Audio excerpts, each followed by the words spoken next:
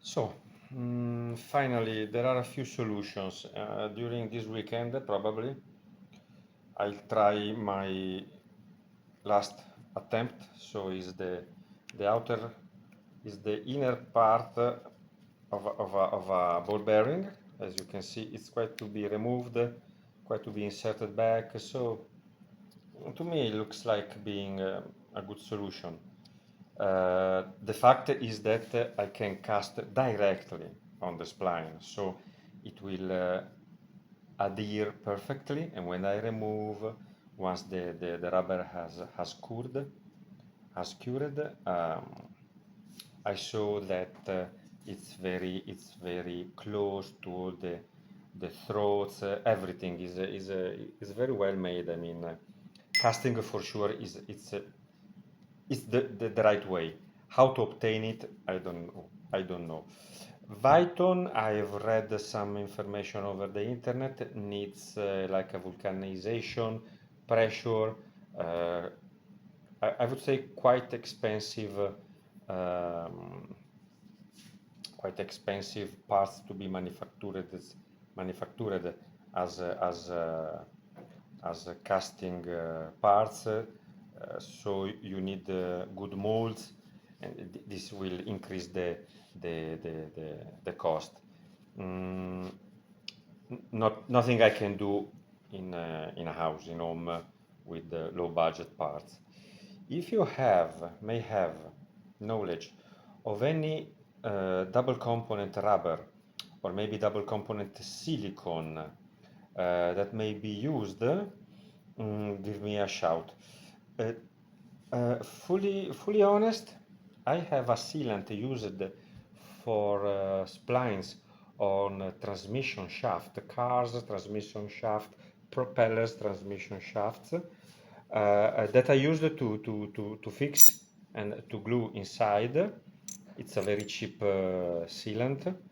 I can also do like this way. I put this one, I put the sealant, I made a ring like this, more tight in tolerance without these two tenths, and I will have solved the issues for sure. Or even put inside here, and I'm quite sure I have no more leaks. I put a groove here with an O-ring, and I'm 100% sure there won't be any leak. Probably is the cheapest way, but it will be hard to pull off once you dismantle the drum. So I don't want to have myself or a potential customer need to have a special extractor to bring this one. I want to keep things easy. I mean, you sell a gasket like this. Oh, you put inside. Okay, everything is on place. Some kind of a drop of oil here. You put your ring here, and you see, deal done. No issues at all. So casting with a Viton or rubber or whatever like that, it will be a good thing. Have a look, think about. I mean, I have no issue sending you my files for the shape, the inner and the outer, excuse me, the inner and the outer shape of the spline. That has been the most important part, because also obtaining this with a broach is a 1 second job. With wire EDM, aluminum, and then after you have to hard anodize, it's quite a job. But anyway, again, thank you very much for your offers, and I hope we can find a solution. For this particular job, it would be like 5 parts, 10 parts, no more. And in general, I can have more needs for parts.